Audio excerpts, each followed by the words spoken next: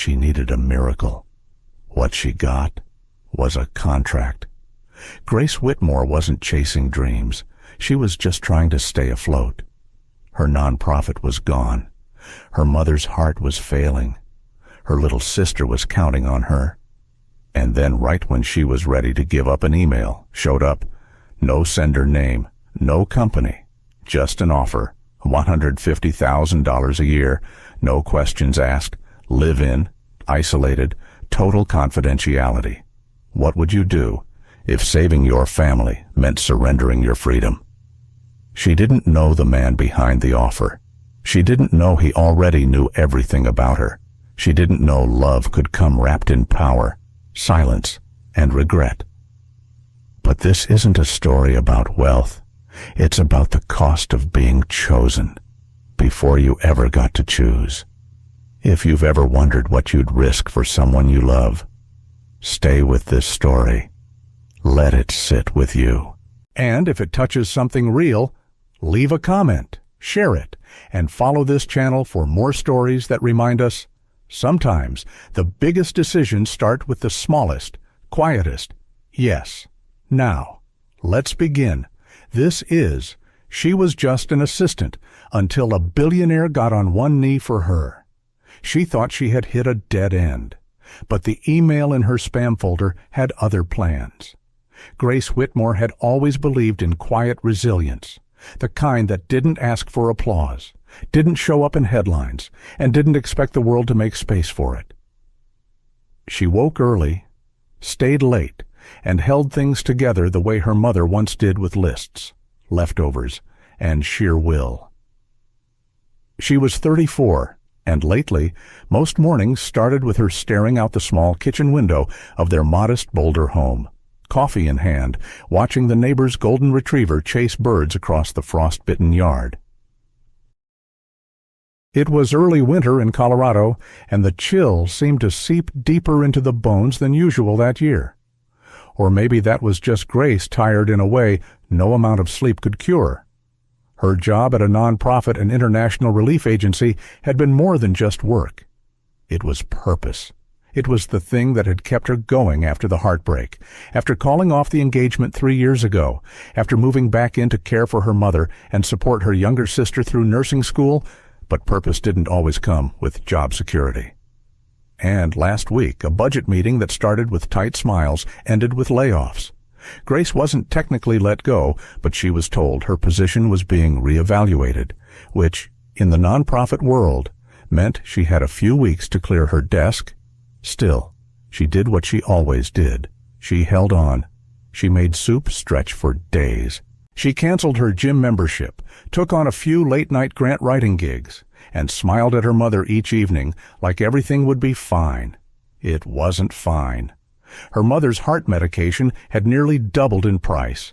Annie, her 22-year-old sister, was behind on tuition. And Grace, she was stuck in a life that felt paused, waiting for something, anything, to shift. So when she opened her email that Tuesday morning expecting more discount codes and rejection letters, she almost deleted the message without reading it. The subject line read, "Opportunity to Reconnect," from Samuel Grant. Her finger hovered over the trash icon. Samuel. It had been nearly 5 years. Back then, they were both working in Uganda on a rural health project. He was older, charming in a quiet, deliberate way, and always had a notebook tucked into his coat pocket. They had bonded over their shared love of folk music and overcomplicated spreadsheets. He had taken a job with a private foundation after their last project, and they'd lost touch. Grace clicked open the message. "Grace, I hope this finds you well. I've followed your work over the years and always admired your steadiness under pressure. I'm reaching out on behalf of someone looking for a personal executive assistant. It's a unique position, one that requires discretion, commitment, and compassion. You were the first name that came to mind. The compensation is generous. The timeline is immediate. Let me know if you're open to learning more. Warmly, Samuel Grant." She read it 3 times. The words felt strange against the backdrop of her reality. Unpaid electric bills on the counter, a half-used bottle of generic cough syrup by the sink, and her mother humming off-key in the other room. Generous compensation. It might as well have said rescue mission. She wanted to ignore it, wanted to pretend she hadn't felt the flicker of hope it sparked. Grace didn't trust easy things. Not anymore. Still, she typed a reply. Samuel, it's good to hear from you. I'd like to learn more. Best. Grace. She hit send, then exhaled like she'd been holding her breath for months. By that afternoon, her phone buzzed. Unknown number. Grace Whitmore. The voice on the line was unmistakably Samuel's, measured, low, and still somehow warm. They spoke for 20 minutes. He didn't give a name, only referred to the client, but mentioned that the man lived remotely, worked in biomedical tech, and had requested someone capable of managing both logistics and personal discretion. It's unconventional, Samuel had said, but so is he. And why me? She asked, her voice steady but guarded. Samuel paused. Because I know you won't fold under pressure, and because you care, even when no one's looking. It was the kindest thing anyone had said to her in a long time. By the end of the call, she had an address, a date, and a contract NDA in her inbox. The meeting was in 2 days. She sat for a long time after hanging up, the phone resting against her leg. The kettle whistled. Her mother coughed from the other room. Outside, snow began to fall, soft and steady, layering the neighborhood in hush. Grace walked over to the kitchen table, pulled out her worn notebook, and began making a list, not of groceries or bills or medications, but of questions, real ones. What am I walking into? Why now? And can I trust a door that only opens when I have nothing left? She didn't know the answers, not yet. But she knew one thing when everything felt like it was ending. Sometimes it was really just the beginning. She had no idea this email would not just change her career, but everything she thought she knew about love. She expected a boardroom. What she got was a fortress in the snow. The directions had been precise, so precise it almost unnerved her.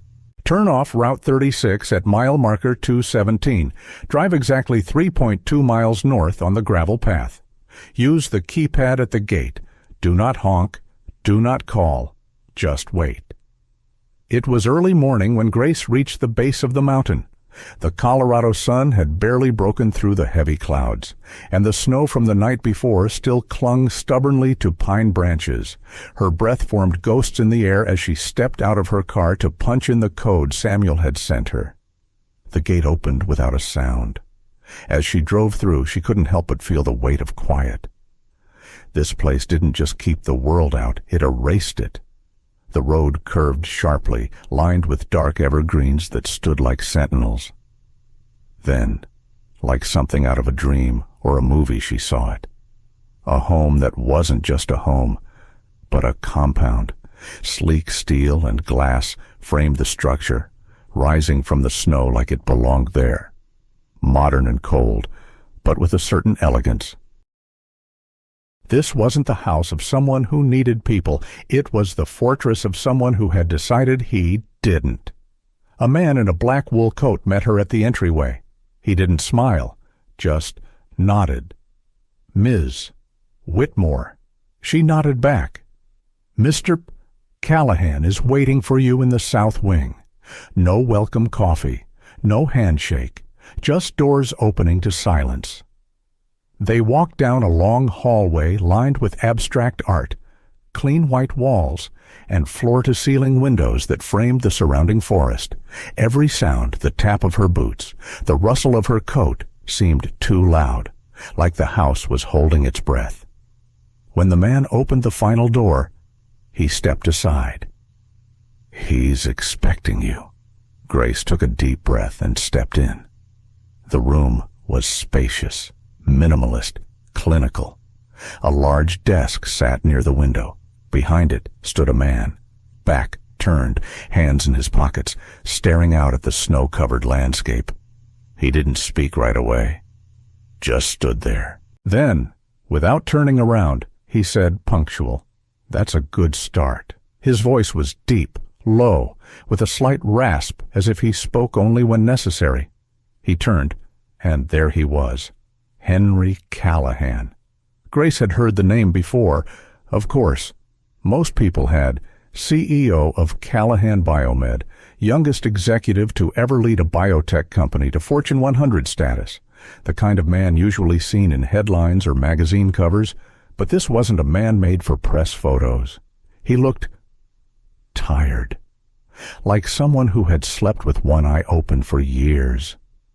Sharp jawline, dark hair that curled slightly at the ends, and eyes so pale they looked almost silver in the light. He didn't offer a smile or a chair. "Let's not waste each other's time," he said. "You've been vetted. Samuel vouches for you. I'm offering a position that's both simple and intrusive. If you take it, you'll be my personal assistant. You'll live on site. You'll handle my calendar, my travel, internal communications, and things that don't fall under any job description." Grace blinked. "Things, discretion is part of the salary," he replied, finally sitting behind the desk. "And before you ask, yes, the compensation is what Samuel mentioned. Perhaps more, depending on performance." She tried to stay composed. The number Samuel had floated during their call was staggering. It could pay off Annie's tuition, cover her mother's surgeries, and finally give Grace room to breathe for the first time in years. But money didn't erase red flags. "You don't want someone with corporate experience," she asked carefully. "I've never been anyone's assistant." Henry leaned back. "I don't want someone trained to tell me what I want to hear. I want someone who knows how to listen, who understands boundaries, who isn't afraid of quiet." He said the last part like a challenge. Grace met his gaze.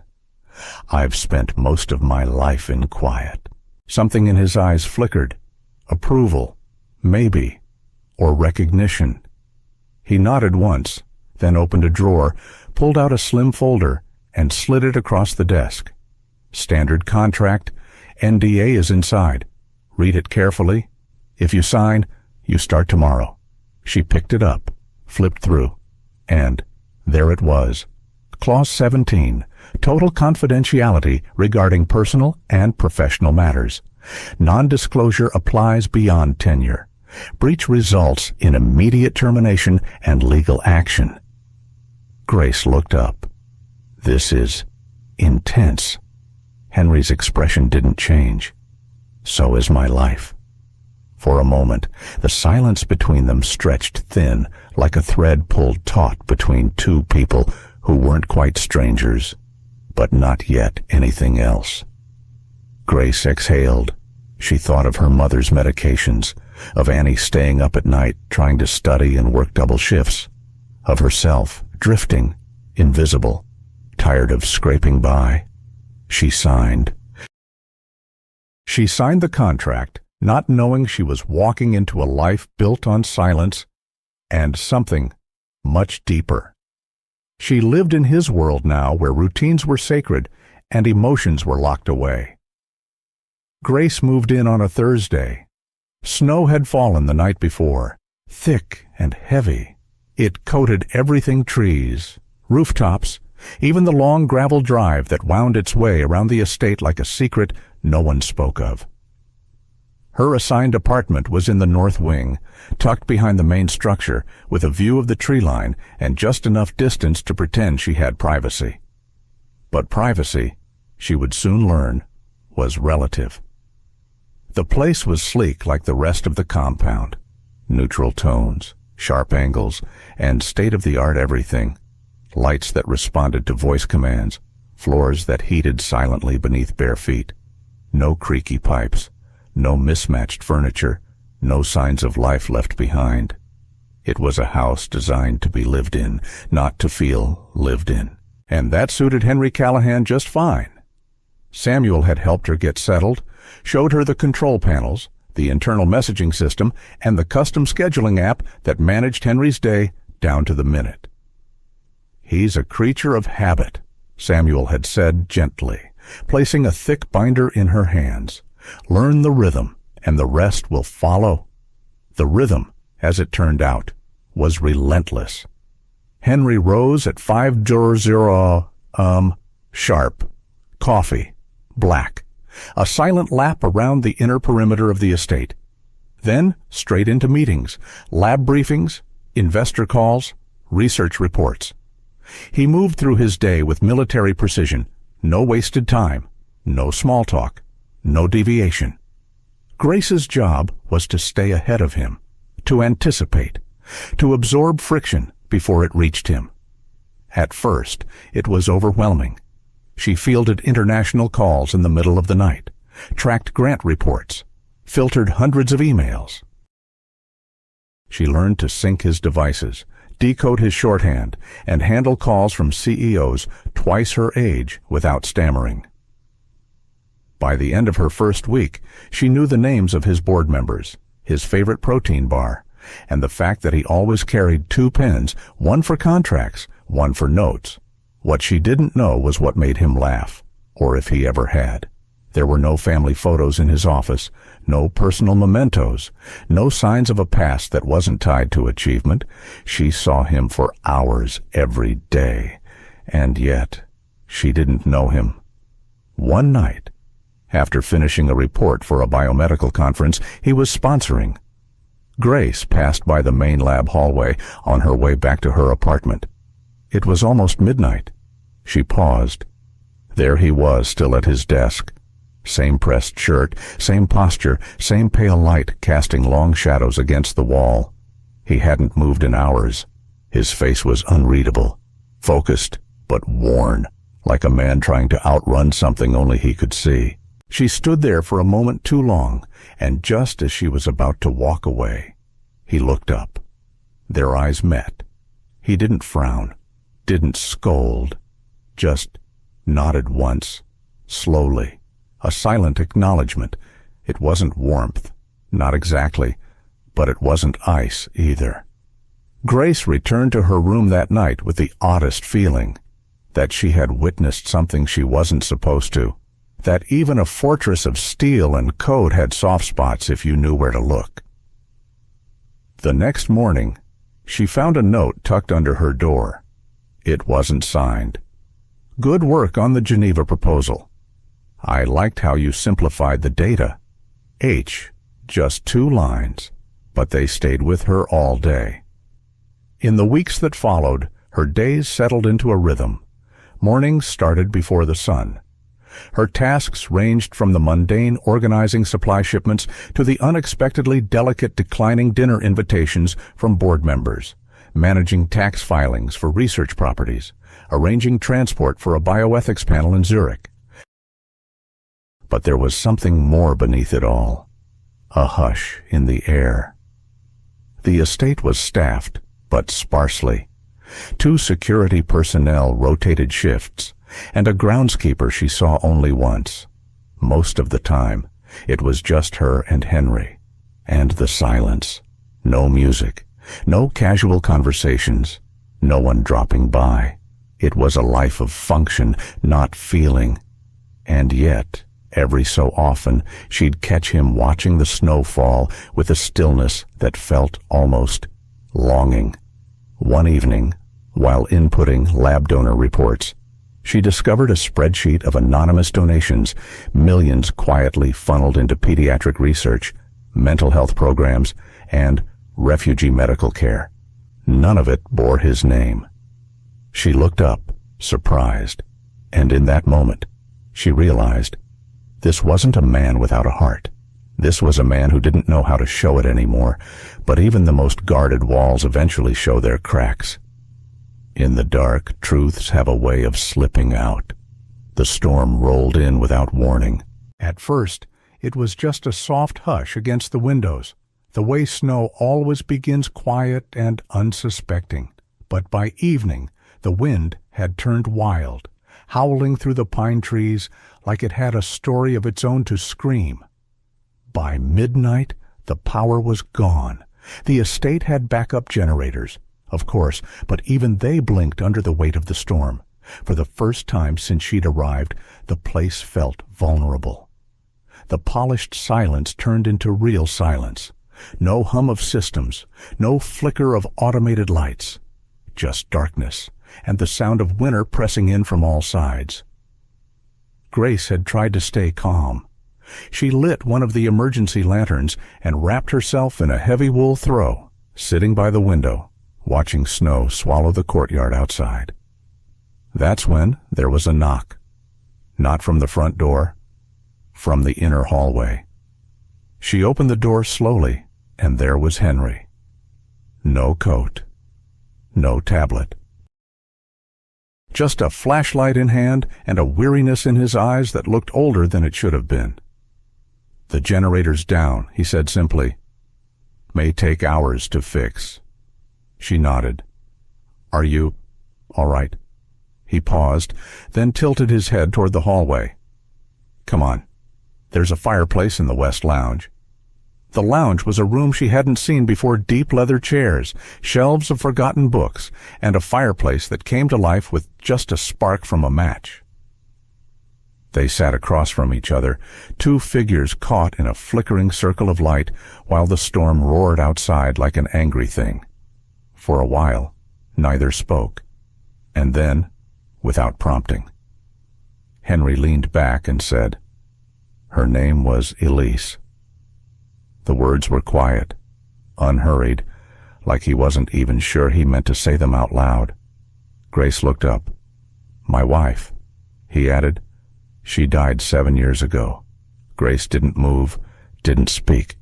"I met her before all this," he continued, gesturing vaguely at the room, the world he'd built. Before the company, the press, the expectations, she was studying environmental medicine. Brilliant, soft-spoken. She laughed with her whole face. There was a heaviness in his voice now, not dramatic, but dense, like stone. She had a heart condition, rare, genetic. We tried everything. Trials, surgeries. Nothing worked. Grace swallowed, the lump in her throat rising with his every word. "I threw everything I had at the problem. Money, labs. I even opened a foundation in her name just to fund treatments that might reach her in time. But," he looked away. The firelight danced on the side of his face. "She died 2 days before the trial drug was approved." Silence. Deep. Unapologetic. Grace found her voice only after a pause. "I'm sorry." Henry nodded once, but didn't respond. She waited long enough for the moment to settle, then offered her own story. "I was engaged once," she said, 3 years ago. His eyes flicked up to meet hers. "He was a family friend. Stable. Kind. We made sense on paper. But as the wedding got closer, I realized he didn't love me. Not the way I needed to be loved." Henry tilted his head. "Curious. I wasn't his person." She continued. "I was his solution. To loneliness, to expectations. He told me I was the right kind of woman, like I was a safe bet, not a partner." A soft breath escaped her lips. "I walked away 6 weeks before the wedding. My mother cried for days. My sister called me selfish, but I couldn't marry someone who wanted me because I fit a mold. There it was, her truth, out in the open, laid bare like a page in a journal, left open by mistake. The storm outside pressed harder. Wind rattled the windows, but the fire between them didn't flinch. And something shifted. No declarations, no dramatic music, just a stillness in the room that hadn't been there before. He looked at her, really looked, and for the first time, his gaze wasn't guarded. There was something softer now, warmer, like a door that had always been closed had been left just slightly ajar. She didn't say anything. Neither did he. But something passed between them that didn't need words. For the first time, the silence between them felt less like distance and more like possibility. Some things don't need to be said out loud to be felt deeply. Something had shifted. Grace couldn't name it, not exactly, but she felt it in the way mornings seemed softer, in the way Henry no longer checked his watch during conversations, and in the silence between them that no longer felt so heavy. Since the night of the storm, the walls had changed, not the ones made of stone and glass, the ones between two people who had long forgotten how to let others in. It began with small things. One morning, as she reviewed funding proposals in the shared workspace, Henry approached with a cup of tea, not coffee, not a command, just tea. "You mentioned you liked Earl Grey," he said simply, placing it beside her without another word. Another day. She returned from a walk to find her favorite piece of classical music, Debussy's Clair de Lune, playing gently through the estate's sound system. She had never told him, but he had noticed once when it came on in the background of her laptop during a late-night report session. And then there were the decisions. He started involving her, not just for logistics, but for judgment. What do you think of this foundation? Would this grant actually make a difference? Is this organization real, or just well-marketed? At first, she thought it was a test, but over time, she realized he was listening, not just hearing her, listening. One afternoon, as they walked the perimeter of the property, fresh snow crunching underfoot, air crisp with the scent of pine, he asked her what it was like growing up without a father. The question was quiet, gentle, and she answered without defense. And when she asked him what it was like to be known by the world, but understood by no one, he didn't flinch. They walked in silence after that, but it was a silence that held something delicate, something becoming. Grace found herself laughing more, sleeping better. She even caught herself humming in the kitchen one morning, something she hadn't done in years. And yet, with every step toward closeness, she also felt a flicker of fear. What if she was reading too much into this? What if kindness was just kindness? What if her heart, worn thin by years of putting others first, was mistaking comfort for love? She told herself to be cautious, to remain professional, to remember that this was a job, a temporary arrangement. But her hand still trembled slightly when his brushed hers while passing a report. And her breath still caught in her throat when she heard him laugh, not the polite kind, but the real one. That escaped when she least expected it. It was both beautiful and terrifying. Until one evening, everything changed. She was organizing grant documentation in the archive room, cataloging older donations and digitalizing paper files. Most of it was routine contracts, thank you letters, medical reports. But then, tucked behind a misfiled envelope, she saw it.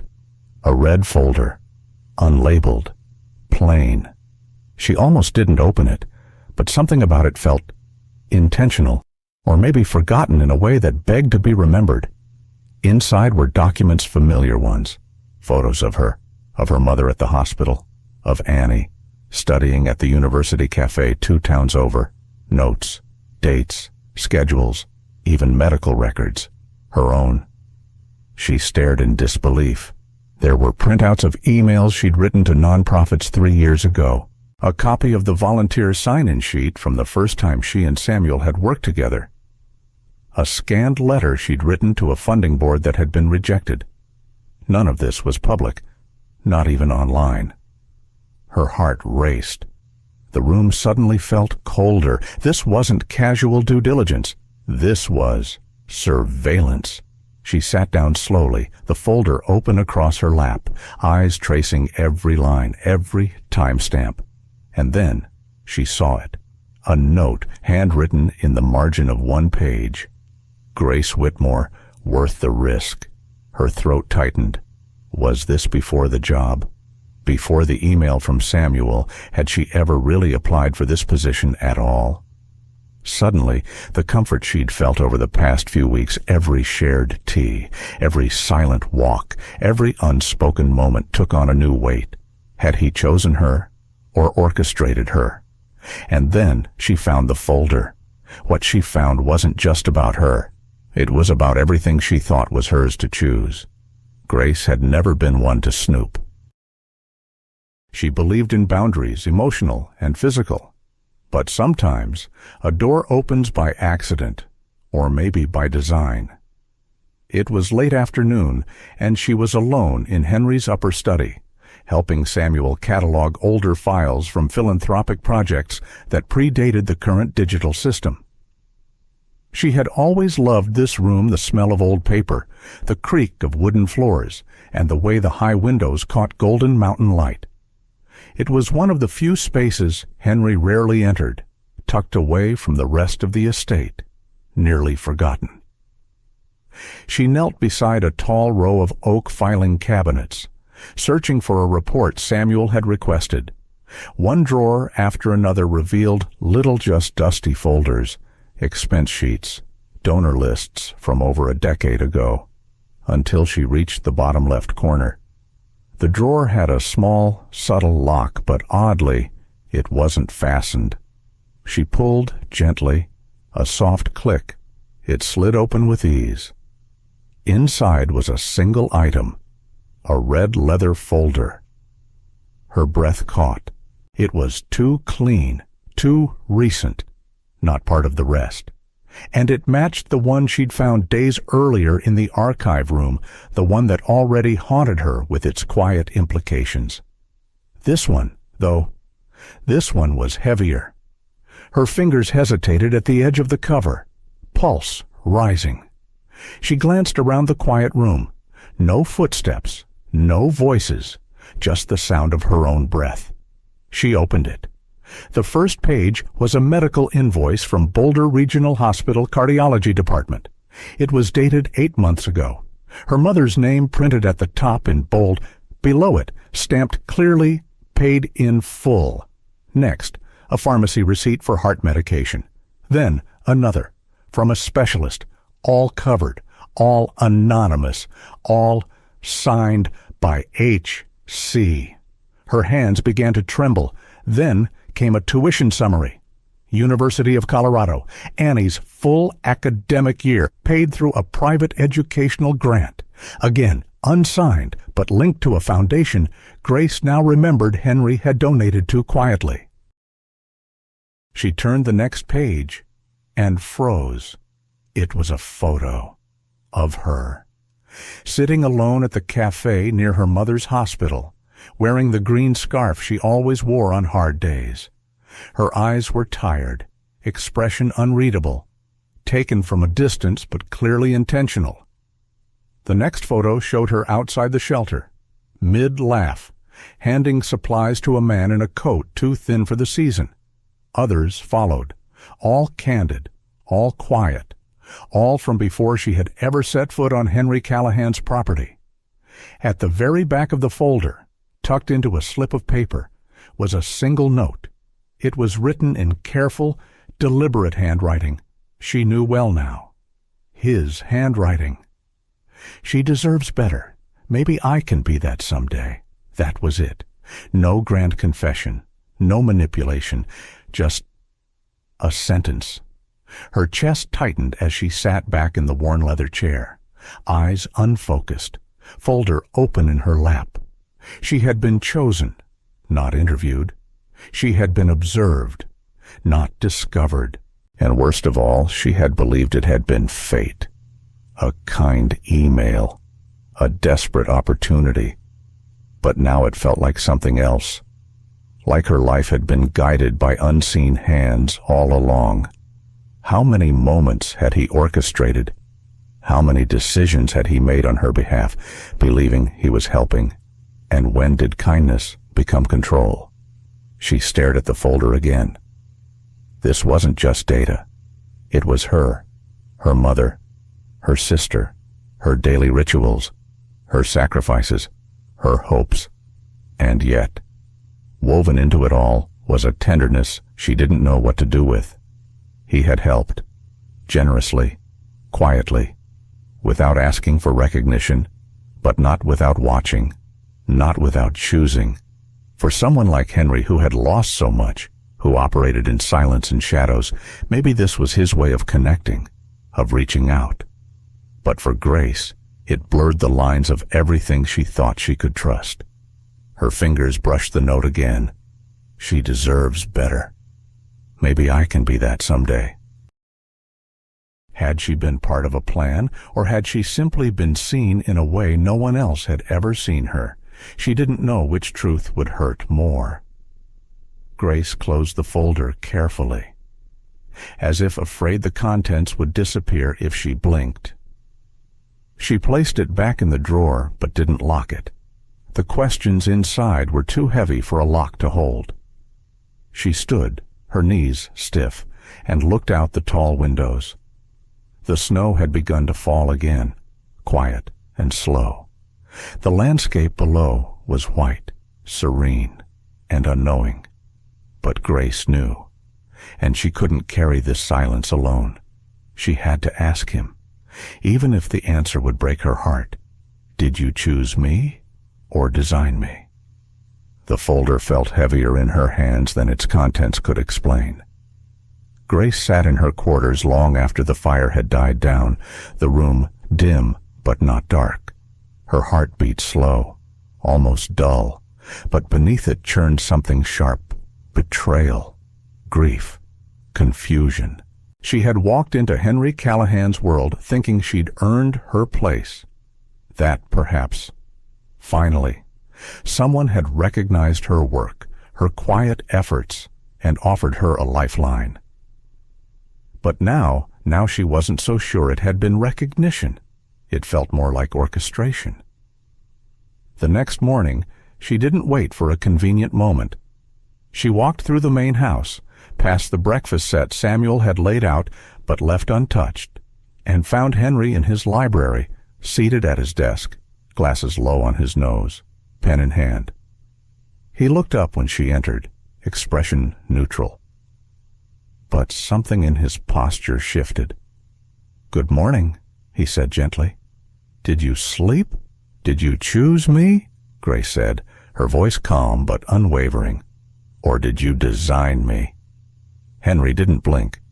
He placed his pen down slowly, folded his glasses, and sat back. "I was wondering when you'd ask." That folder, she stepped closer, her hands trembling despite her effort to appear steady. My mother's hospital bills, Annie's tuition, photographs taken without my knowledge. You knew everything before I even got that email from Samuel. He nodded once, a small, solemn gesture. Yes. Grace's throat tightened. So it wasn't fate, she said bitterly. It was a strategy. Henry stood, but didn't move closer. I saw you years ago, Grace, long before Samuel ever mentioned your name. I saw the way you worked at the food banks, the shelters. I read your grant proposals. I followed the outcomes of the projects you managed. Every time, it was your name that stood out, not just for results, but for heart. Then why hide? Her voice cracked. Why pretend it was just a job opportunity? Because I didn't know how to be honest about wanting something or someone. His voice was low, gravelly now. I've lived too long behind walls. After Marianne died, I built everything I have around the belief that if I just controlled enough variables, no one I cared about would ever be lost again. He took a breath, like the truth pained him. But you weren't a variable. You were the one thing I couldn't predict. Grace looked at him, this man who had lived like a ghost in his own home, offering the world solutions while guarding his own heart like a vault. "I thought you trusted me," she whispered. "I do?" "No," she said, firmer now. "You trusted me to manage your calendar, your mail, your systems, but you didn't trust me with choice. You made every decision for me before I ever knew your name. I was trying to help. No, you were trying to control, and you dressed it up as care." The silence between them wasn't empty. It was brimming with things they both wanted to say and were terrified to admit. Henry looked at her, then really looked. His face not the composed mask he usually wore, but something closer to grief. "I didn't know how to love someone the right way anymore." "Grace," he said softly. "So I tried to make it safer. For you, for me, for all of it." Her eyes burned, but she held back the tears. "You didn't choose me," she said, the words leaving her mouth like ice. "You built a case around me." She turned then, walked slowly toward the doorway. And still he didn't follow. Not a single word to stop her, not a single step forward, because maybe deep down he knew this was the price of his silence, of his need for control, of his inability to open the door without a blueprint in hand. Grace stepped outside. The wind met her cheeks with the kind of cold that made you feel awake in your bones. But at least out here, she could breathe. Back inside. Henry remained by the fireplace, unmoving.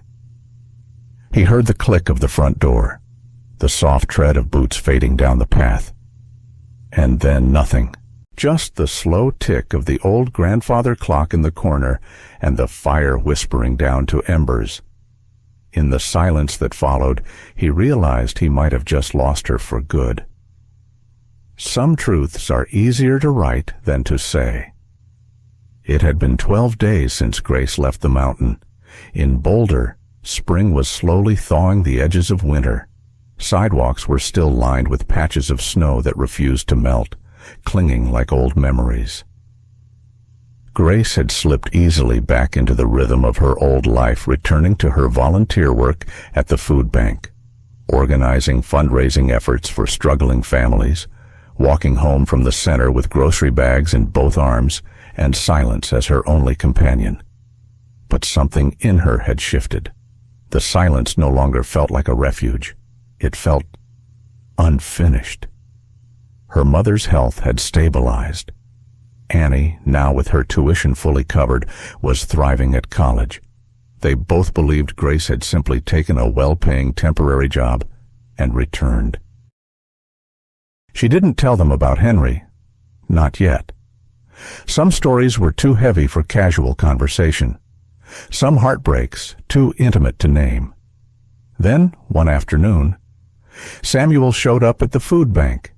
He was standing by the back entrance, holding a small envelope and a brown paper-wrapped package like something out of another time. "I didn't know if I should bring this," he said quietly, "but I think you deserve to see it." Inside the envelope was a letter, in Henry's handwriting. The package was a flash drive.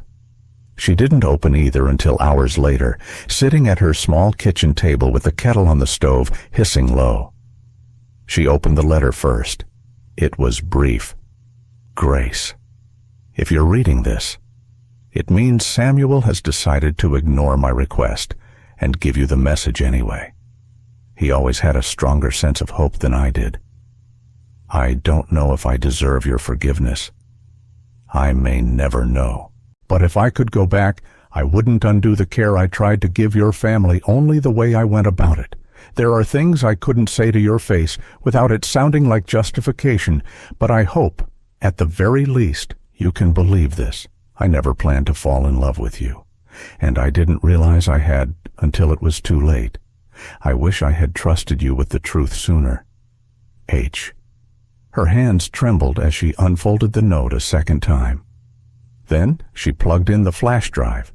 The video was simple. No production, no flourish, just Henry Callahan in his study, seated in the same leather chair where they had last spoken.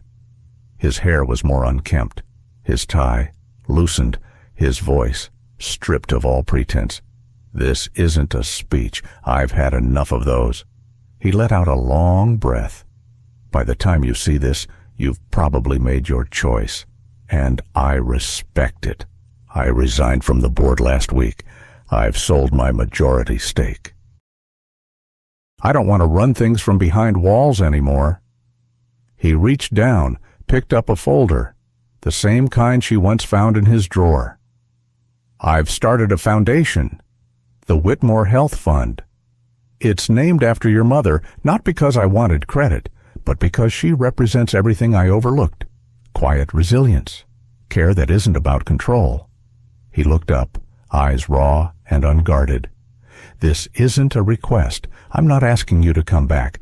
I'm just telling you that, if you ever choose to, I'll be here, not with conditions, not with contracts. Just me, and whatever's left of the man you once trusted." The video ended there. No goodbye. Just the soft sound of the chair creaking as he leaned back, and the screen faded to black. Grace sat still for a long time, her fingers resting on the keyboard. There was no anger in her chest now, just a still ache like a bruise from something deeper than harm. She thought about the man who built walls from pain, and slowly, painfully, had started to dismantle them, not for praise, but because loving someone truly meant letting go of control. The kettle screamed softly behind her. Grace didn't get up to turn it off, not yet, because she knew what waited now wasn't a plan, or a job offer, or a calculation. It was a choice. And for the first time in this whole story, it was fully hers. Grace stood at the threshold of a choice only she could make. He didn't follow. He didn't call. He simply waited, and that made all the difference. The invitation arrived quietly, no courier, no dramatic flourish. Just a plain envelope slipped into her mailbox on an ordinary Thursday morning.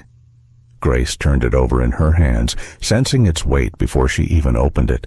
Inside, on thick paper stock, were a few simple words printed in serif type. "You are warmly invited to the dedication of the Whitmore Community Medical Center. April 23rd, 10 no speeches, no press, just thanks. No sender, no signature, no explanation. But she knew exactly who had sent it. Grace hadn't seen Henry Callahan in nearly 2 months. Not since the confrontation in his office, not since the letter Samuel had given her, not since the grainy video where he spoke more truth than he ever had in person.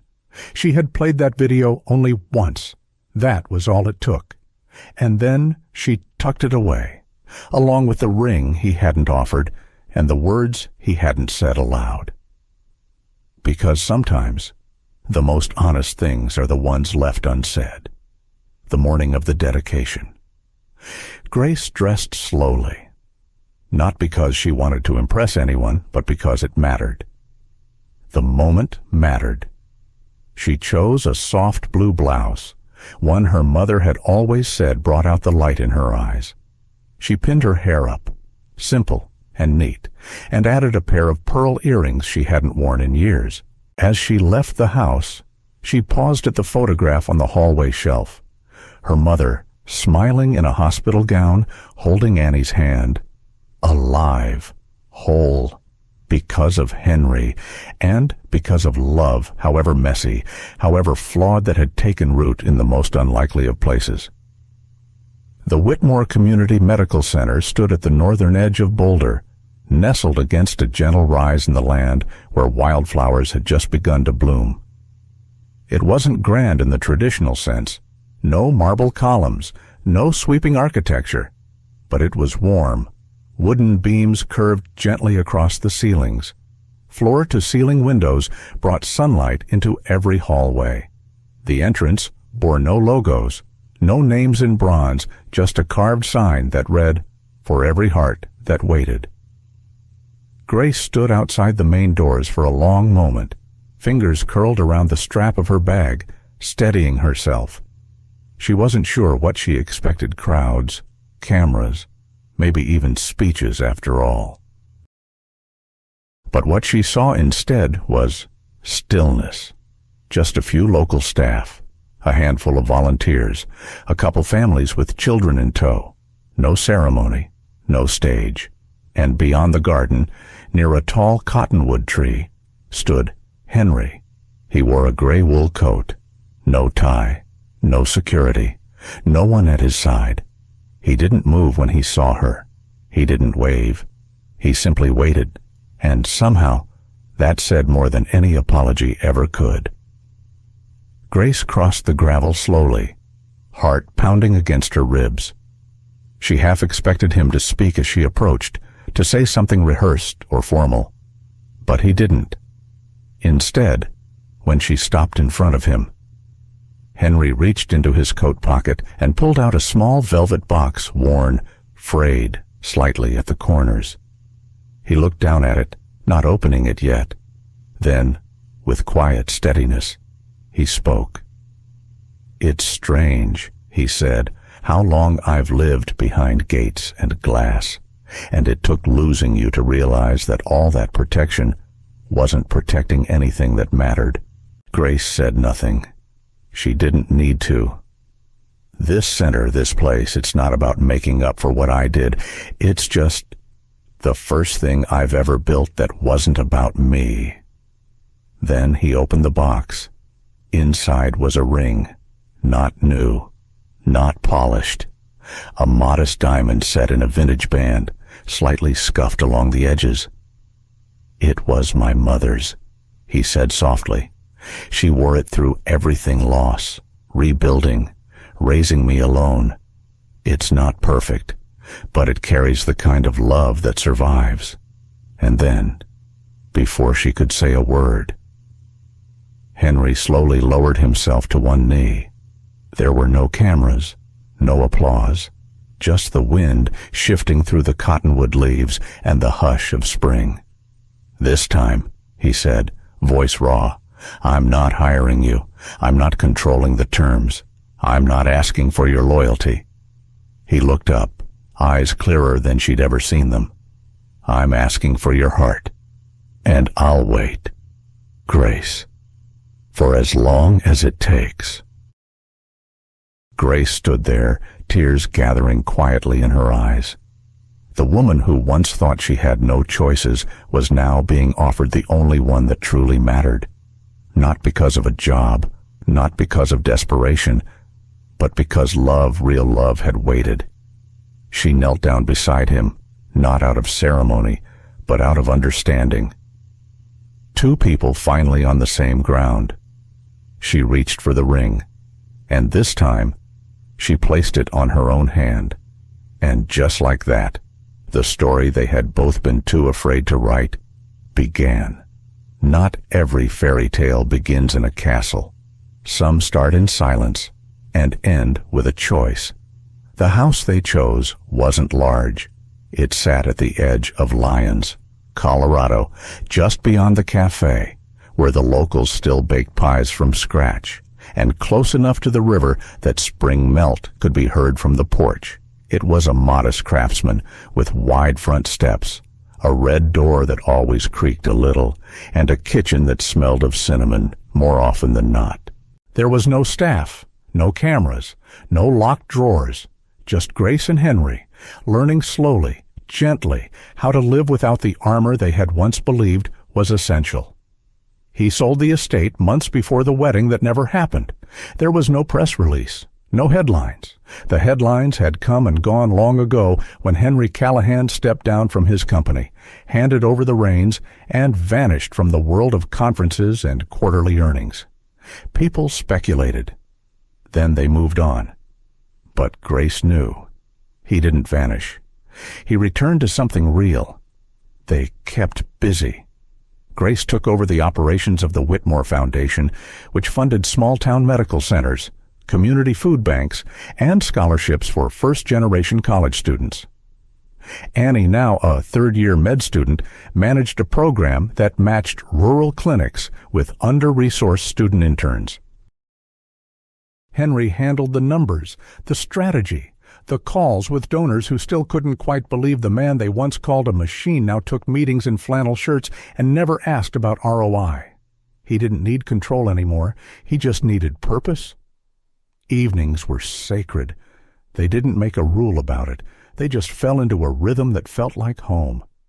Dinners on the back porch when weather allowed, jazz on the old record player, the occasional hum of the dishwasher and the sound of Grace's fingers brushing along the spine of a book before bed.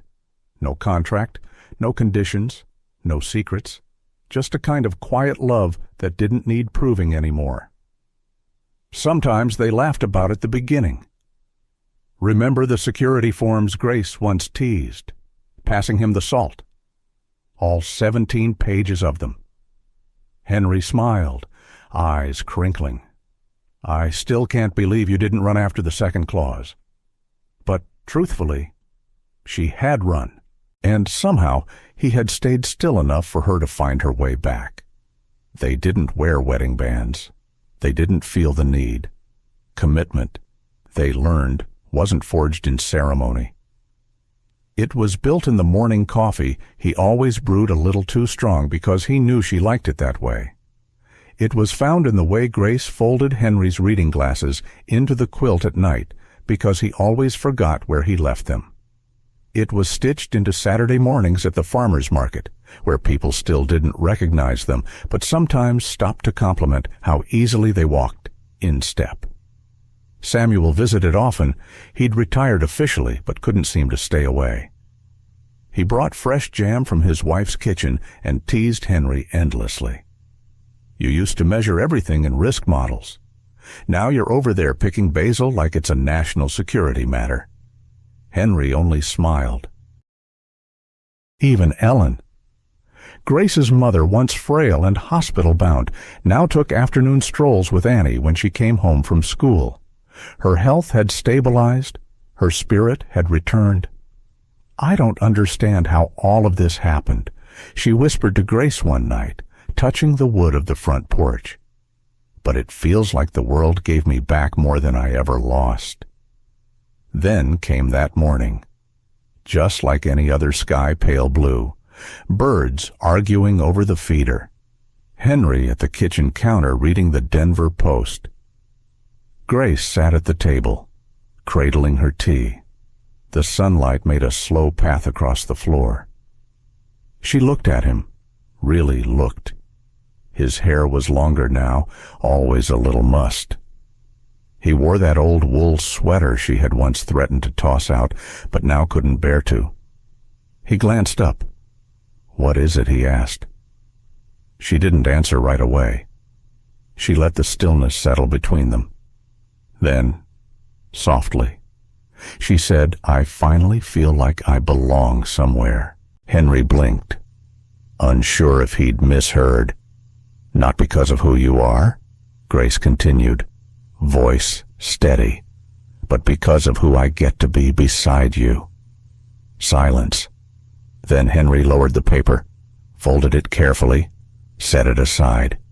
He reached for her hand, held it like it was a promise, not a possession. "That's all I ever wanted," he said, "not to save you, not to keep you, just to walk beside you, however far you'd let me." And she did, every step of the way. They never became famous again. The world forgot the billionaire who built a mountain estate, and the woman who once said no to everything it came with. But in that quiet little town, people remembered them differently, as the couple who held hands in the produce aisle, as the ones who always left 2 extra cartons of eggs for the food pantry, as the pair who laughed softly during town meetings and always sat in the back pew on Sunday. They didn't need a castle. They had a home. It wasn't the ending anyone expected. No fairy tale fanfare, no sweeping declarations, just a man who learned to wait, and a woman who learned to be chosen for all the right reasons, and in that choice, They found the life they had waited a lifetime for. Together. Sometimes, life doesn't present us with clear paths, only difficult choices. Grace's journey reminds us that the most powerful decisions are often the quietest ones, showing up when you're exhausted. Choosing trust after betrayal. Loving again after loss. We often think of love as grand gestures or perfect timing. But real love, the kind that heals, happens in the in-between. In shared silences. In forgiveness given without being asked. In staying when it's easier to walk away. Henry learned that control is not connection, and that vulnerability is not weakness. Grace discovered that being chosen means little if you can't choose back. This story invites us to reflect, have we allowed life's disappointments to close our hearts, or are we still willing to risk being open even when we've been hurt before? Because sometimes the second chapter is better than the first. Not because it's easier, but because we've grown stronger, softer, and wiser with time. So, no matter your age, remember, it's never too late to choose again. And sometimes, the best kind of love is the one we never saw coming. Thank you so much for spending your time with this story. If it touched your heart, even just a little, please, consider liking, sharing, and subscribing to our channel. Your support helps us continue telling stories that heal, connect, and remind us of the quiet strength we all carry inside. We'd love to hear your thoughts in the comments. Until next time, take gentle care of yourself and those you love.